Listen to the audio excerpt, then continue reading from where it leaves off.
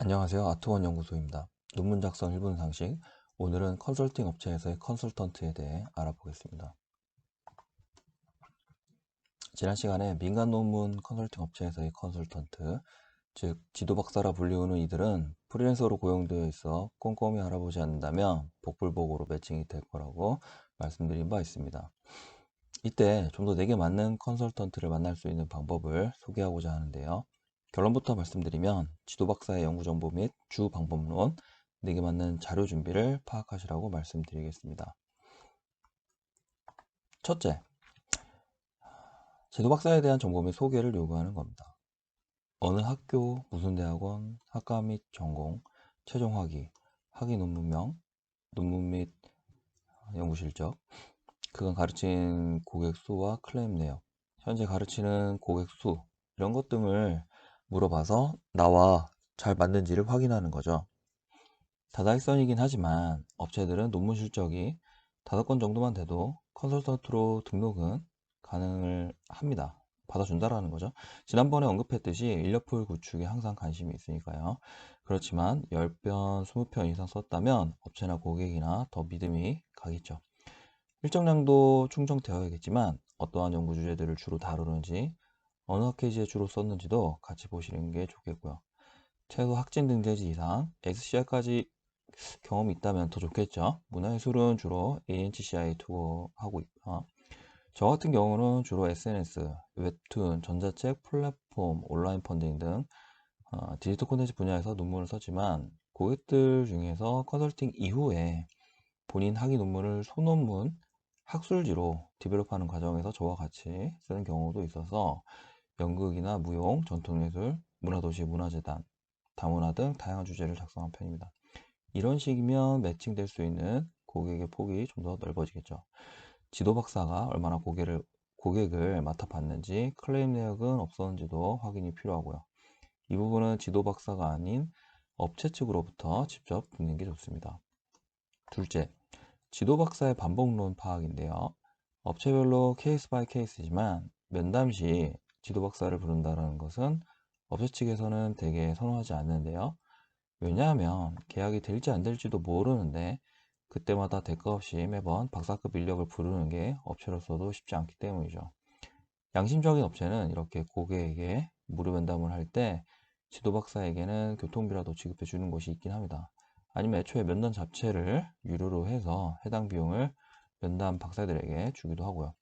그런 업체는 소수겠죠. 왜냐하면 고객들이 면담하는데도 돈을 내야 되냐 부담을 느낄 테니까요. 아무튼 이러한 부분에서 프리랜서 박사들은 불려 나와서 고객들과 오픈 면담을 하는 것에 대해 피곤함을 느끼기도 합니다. 결국 면담에 나온 지도 박사로서는 한정된 시간에 고객을 끌어들여야 하고 자신이 컨트롤할 수 있는 연구 내용으로 계약을 맺는 걸 선호하기 때문에 고객이 속한 전공 분야의 광범위한 연구 주제를 천천히 얘기해서 고객이 원하는 방향으로 진행하기보다는 가급적 자신이 잘 아는 주제와 연구 방법론을 추천해서 효율적인 면담을 진행하고 수업 역시 효과적으로 진행하려는 경우가 많습니다.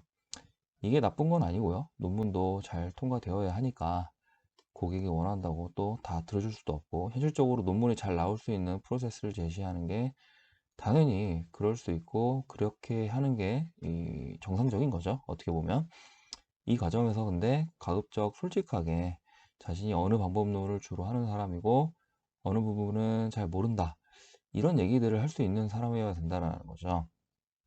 만약 특정 문화산업의 경제 유발 효과 이런 것들을 살펴보고 싶어서 면담을 요청했는데 예를 들어서 이제 해당 박사가 스타타를 배워본 적이 있다 뭐 이런 식으로 대답을 하면 조금 의구심을 가져야 된다는 거죠. 반대로 스타타를 다룰 줄 아냐고 물어봤는데 뭐 경제학 원론을 배운 적이 있다 이런 식의 뭐 동문서답 같은 두루뭉술한 대답을 할 때도 마찬가지고요. 그 분야는 무슨 방법을 주로 쓰는데 나는 그와 관련해 어느 학회지에 뭐 몇 편의 연구를 게재한 바 있다. 이런 식으로 구체적인 답변을 하는 사람이 좀 더 낫다라는 거. 세 번째, 지도 박사가 면담을 할 때 고객이 사전에 언급한 관심 연구나 학과 전공 등의 조사를 해 오는지를 살펴볼 필요가 있겠습니다. 이미 전공 적합성을 고려해서 면담장에 매칭이 된 것이겠지만 아무리 논문을 많이 썼고 컨설팅 경력이 출중해도 모든 고객의 연구 분야를 다 알고 있을 수는 없는데요. 기존에 알고 있는 내용이 뭐 많다고 하더라도 다 커버가 되는 건 아니기 때문에 박사들도, 지도 박사들도 결국에는 면담장에 나오기 전에 공부를 해야 된다라는 거죠. 이때 좀 더 부지런하고 성실한, 그리고 센스 있는 지도 박사는 고객이 업체 측에 얘기한 몇 가지 정보만을 듣고도 고객이 필요로 하는 자료들을 어느 정도 준비해 옴으로써 면담을 효율적으로 진행하고 고객들의 만족도를 높이게 됩니다. 이것은 지도 박사마다 스타일이 달라서 제가 뭐가 좋은 사전 준비다 라고 딱 꼬집어 말씀드릴 수는 없는데, 일단 고객이 얘기한 학교나 학과 관심 주제에 맞추어서 무언가 최신의 자료를 새롭게 만들어 왔다, 이런 흔적이 보인다면 최소한 기본적인 준비를 해왔다라고 볼 수 있습니다. 저는 이 부분에 신경을 많이 쓰는 편인데, 구체적인 내용은 공개하기가 어렵고 고객 성향과 뭐 정보에 맞춰서 이런저런 준비를 하면 고객들이 이 연구는 왜 안 되고 이런 연구가 나한테 잘 맞겠구나 등등 비교적 납득도 잘 하시는 편이다, 이렇게 정도로만 언급을 하겠습니다. 유튜브, 제가 전문 유튜버도 아니고 유튜브에서 마케팅을 하고 있는 거긴 하지만 너무 세세한 내용까지 공개하면 경쟁 노하우가 떨어질 수 있으니까요, 양해 말씀드리겠습니다. 다시 한번 언급하면 지도 박사는 누구인지, 주 방법론은 무엇인지, 내게 맞춤형의 준비는 해오는지, 이 세 가지를 눈여겨보세요. 애초에 업체 측에서 지도 박사는 계약 후에 매칭이 될 거다, 뭐 이런 식으로 면담장에 데리고 오질 않는다면 바로 패스하시고요. 그런 업체들은요, 말만 그럴싸하게 하고 계약을 우선적으로 맺게 한 다음엔 엉뚱한 사람을 붙여줄 가능성이 높다는 거 잊지 마시고요.